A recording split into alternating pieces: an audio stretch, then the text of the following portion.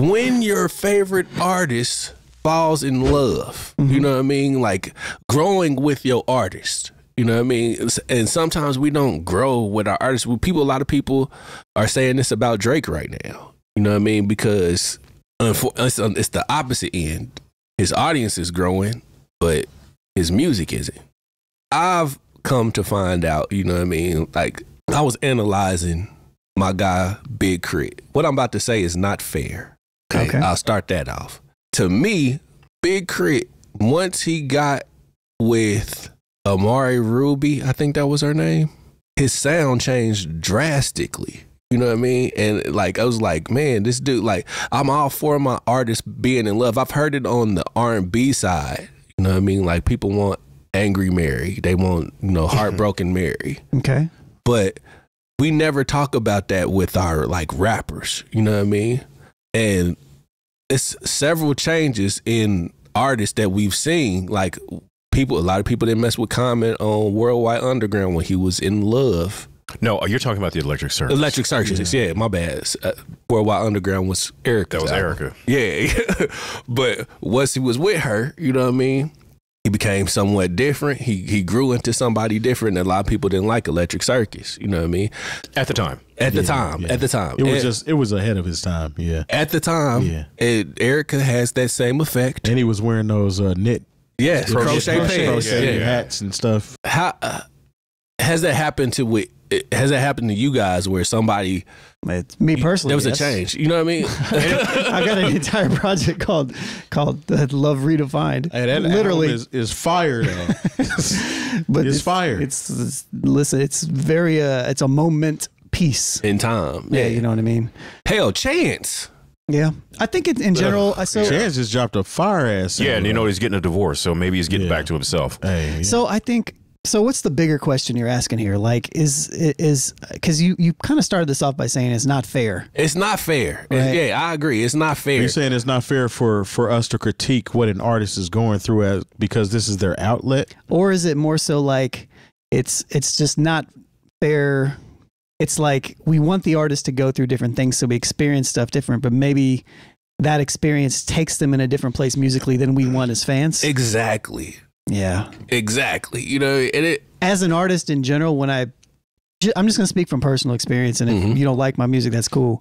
But when I made the record that I made, I didn't even want to put it out because it was so particular. Personal. It was so personal and everything. And when I finally decided to put it out, I didn't really put it out for much reason outside of just to put it out. I didn't have any I didn't expect to gain like new fans or keep anybody. Like I almost didn't want people to listen to it. It was kind of weird, but just because it was super personal and it was just very super niche. That's bold. Yeah, I think in a way it was definitely bold, but I think as an artist, sometimes you have to challenge. I think it's important, you know, like I think it's important to put that out there because sometimes the people that rock with you will either catch it right then, or maybe they won't, or maybe they will in the future. But you can't really worry about that. You can't really worry about that from a creative standpoint. And, you know, like, especially if you're really trying to just be yourself and share who you are with your art. You know what I mean? So I feel like Common went through that. He's talked about that. You know, I feel like all of our artists really kind of go through it at some point in time. Man, it's something about that boy. Look, her candle sold out. I was just saying like that. Yeah, she's a gypsy. I tried to buy some. Literally everybody that she's messed with, she's changed in some way, shape, or form. Yeah. Not the DOC. That's an anomaly. Well, Common came out and said that she was not personally responsible for him wearing crochet pants. I don't believe that. He said, you know, maybe a little influence, but not. She didn't dress me. No, she put that snapper on him, and it opened his eyes to a whole That's the thing. dimension. She wasn't putting that snapper on him, and he still put on them clothes. Well, there's that. What do you think? Sucks for him. Yeah, I'm afraid of that. Well, do you think? I mean, when artists fall in love, that seems to yield worse results than when they're going through heartbreak. When they break up, you know, because we got Eminem Life is Good. Love. We got Life is Good from Heartbreak. Yeah. He's on the cover. Nas on the cover of that album with his ex-wife's wedding dress. Like it's almost like it's almost like his "Here, My Dear." Yeah, that's exactly what it was. And people, the thing is, like at the time, people were not checking for "Hear My Dear" when you read about the history of that album. But I think it's because, you know, when you come off of doing some very not even mainstream. I think that was because that was after What's Going On. Yeah, I was about to say it's conscious. Yeah, and so, but still, What's Going On was a monster, and then you come with this divorce settlement album, double album at that, and it's like, no, we're not trying to hear all this right now. That's interesting, because I think that I would probably say that I would probably appreciate the product that comes from the love. No. The heartbreak. The heartbreak. Yeah, well, that's precisely. what it is. That's what we say. You know what I mean? Like as opposed to the love songs, I feel like there's just more. Maybe it's also just because I don't like happy songs. Yeah. I mean, like in that aspect, you know, like I like stuff that's a little bit like more the tone of the records. Yeah, the tone of the records in general. But the thing about heartbreak records too is a lot of times as an artist, once they're with this individual, they change during that time, and you might not subconsciously, you don't know, but it's because of this significant other that they have, reason why their sound changed a little bit.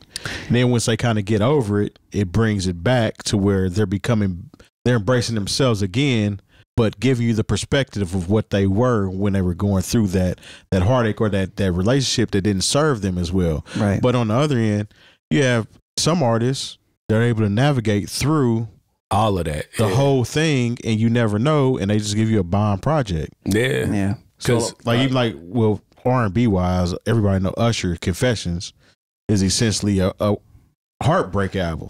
But that's a different. You saying Confessions you is want more different. hip hop type stuff? No, I'm saying Confessions is different just because it was a whole lot of hands in the pot. You know what I mean, it wasn't Usher personal. didn't write. Yeah, Usher didn't write Confessions. Right. You know what I'm saying? With the hip hop artists, most times you're gonna get the artist perspective, so you're hearing directly from the artist. Yeah, that's an interesting question. In general, though, like about the, you know, how though, and I think we could even take it outside of like love specifically, because it's really just anything like drastic that changes with an artist. Yeah. You might get something crazy, but the love thing specifically, I think another thing about coming out of a situation or something is it's not usually there's different types of growth involved as well. And so the topic matter may be about more than just F this person. You know, it may also be like, I grew in these types of areas, or this is the stuff that I learned, or, you know, all this other, could be anything, you know, and I think that's where a lot of maybe that angst or something. But it's something that's like why Taylor Swift is top of the food chain right now, because she always has a heartbreak album that comes out and serves its purpose. I couldn't tell you a Taylor Swift song if I heard it. I couldn't either, but hey, she's doing numbers. I can't, unfortunately.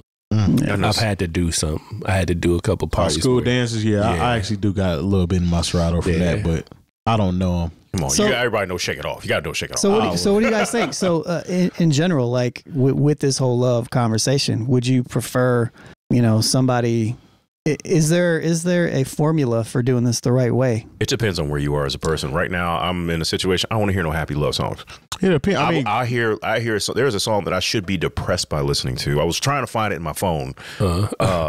I know. I know it is Lost Cause. But it's just like I don't want to. So I find some sort of solace and comfort in hearing songs about heartbreak and despair. I do too sometimes. Right now, that's where I'm at right now in my life. I don't want to hear. I don't want to hear about walks in the park and all that. I just don't want to hear it. Nah, because that's not where I'm at. Right. Well, not even just love, but just life transitions. Like Kendrick's last album didn't receive as good as fanfare as his other albums because it's based off of.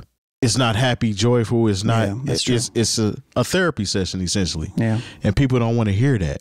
And it depends on it. It depends on what an artist is going through and what their listeners are going through as well. Because if I'm not feeling that, if I'm not at that point in my life where I'm ready to receive a therapy session, then I don't want to listen to it. Yeah. But if I'm going through something and can kind of relate to it on certain things, then yeah, it's therapeutic to the listener as well. You know what I'm saying?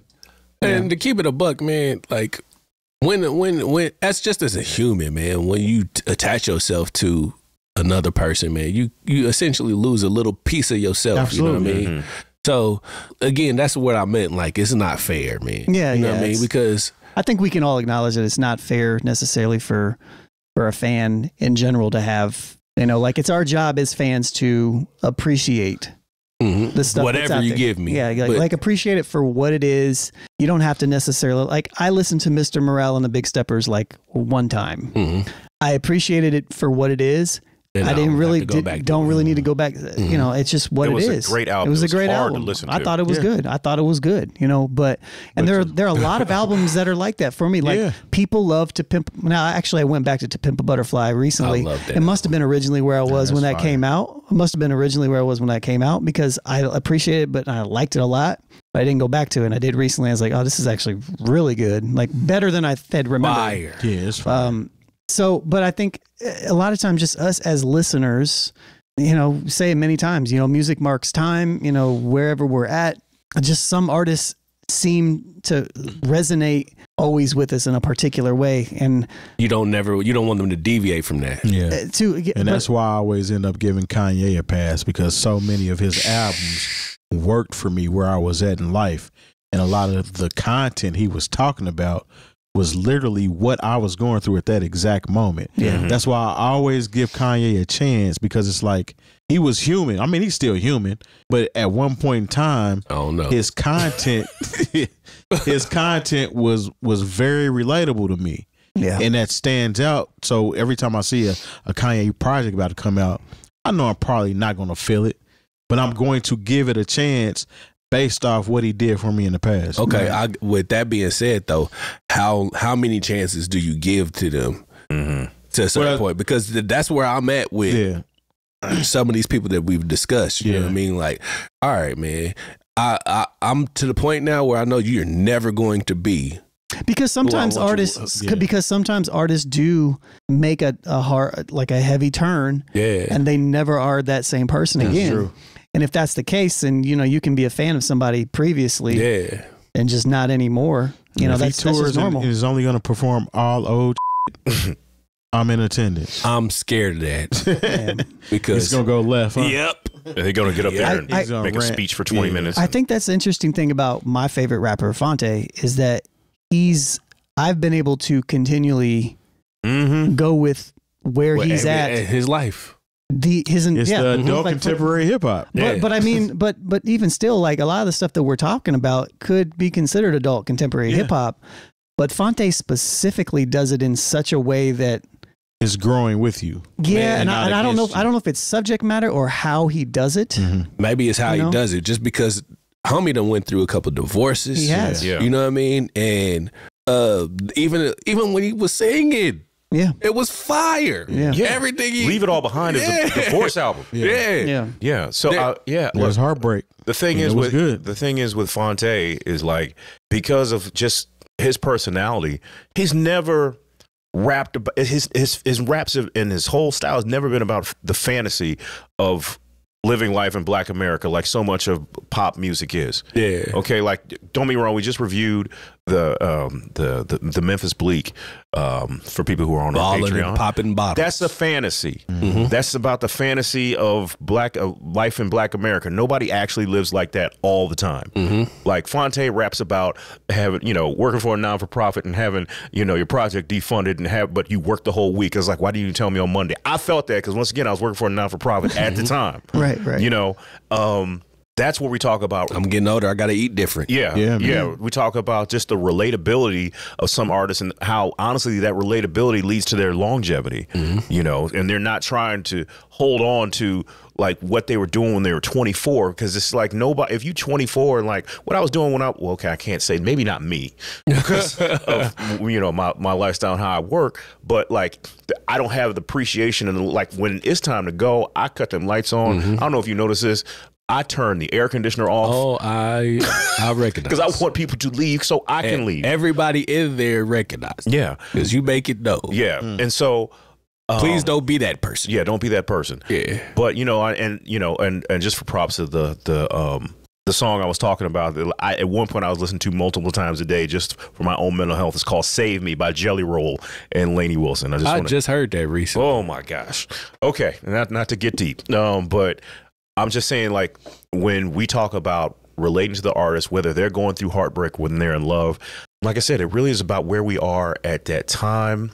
And I know some people, they probably listen to Fonte and they're just bored by it, because it is about real life. It is about family. It is about, you know, maintaining your sanity through the destruction of a relationship. And you're talking about eating better and taking care of your kids. But, you know, there's no fantasy in his music. See, I think a lot of people that listen to music too use music as an escape to escape their reality. And a lot of times the things that a lot of these artists are talking about, they're going through, but it doesn't serve as a comfort to them. Whereas me, if I'm going through something and somebody else is going through it and they're talking about it, it helps me. Twin Flames. Yeah, it kind of helps me because they're actually addressing it. That's why Tupac's Me Against the World is one of my go-to albums every time I'm going through stuff. Because like you can tell that he's going through a lot of shit during that album and he's putting it out there and you can feel it. And I don't know. I resonate with artists that can do that and maneuver and actually can put me in that same situation. And then I come out differently. I come out refreshed afterwards after actually going through it. Just you've got to do it well. Yeah. Yeah. And some of my favorite artists just haven't been coming with it. That's all I'm saying. Yeah, I think maybe it's like a paradigm shift that some of us. I'm not even. This isn't even about you. I do it as well. But it's like, when it's your favorite artist and you're waiting for them and then they drop something and you're just like, man, I was ready. So bored. I was ready, you know. But I think in general, as consumers, we've become very entitled. Yeah, we've just been very entitled, and I think instead of like looking towards, and I know this is, you know, obviously we want what we want from the people we want it from, but it's like the way that I approached the Kendrick stuff was like, okay, he's still an amazing person. It doesn't change how I look at his artistry or anything like this, but it's just where it's like the Andre conversation, right? Andre doesn't have to give us anything else. You know, yes, we want more from him, but he's given us enough to appreciate that. And I think even Fonte said at one point, if you want my old stuff, buy my old, no, that was Jay. If you want my old stuff, buy my old albums and stuff, you know, I think that's really real. You know, like you can like my music from 2011 and 2012 and hated everything afterward, or vice versa. It just means that you like a period of time that I went through in different artists as well. Like I'm more of a fan of Big Crit during one very particular. It's probably not even your guys's, because I've heard, you know, I know you guys have been fans of Crit for a lot longer, but like I really like the 𝐀𝐁𝐿𝐴ctica project. Me too. And I don't even think that most Crit fans would say that is one of his better ones. It's not.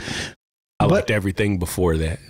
But at the same time, but everything before that. But with that being said, you know, that's that moment for me, you know, and it's every single artist that I, you know, enjoy to some degree, I have that with. It's just like Blue in Exile or Blues Below the Heavens. He's dropped a lot of good music after that. But it ain't been Below the Heavens. But it hasn't resonated the same, you know, and that's not his fault. And it's not like he's really putting out bad music. I think that was just a moment.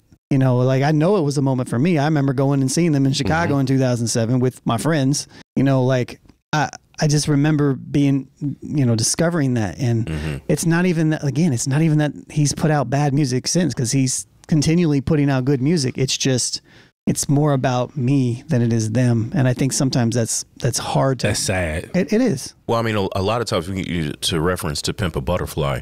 I think there are some people who are disappointed or couldn't get into that album because they're like, they wanted Good Kid, Mad City 2.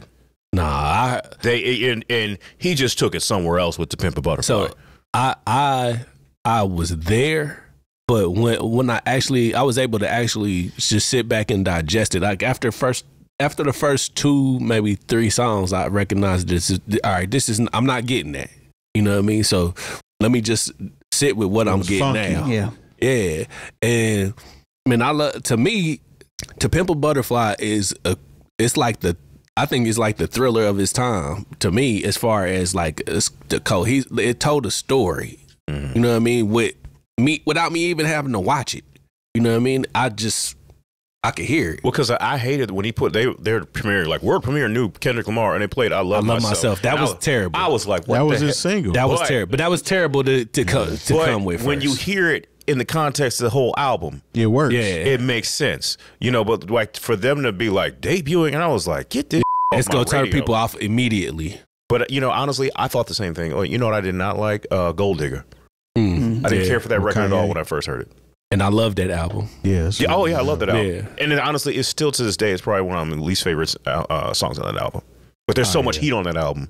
That's saying something different. Yeah, a good conversation. Happy you brought that up. Happy you were here to talk about your angst against. Well, just you were here to. I mean, it was your idea. Yeah, I'm glad you guys allowed me here. Thanks for filling What's in. your controversial opinions? Yeah.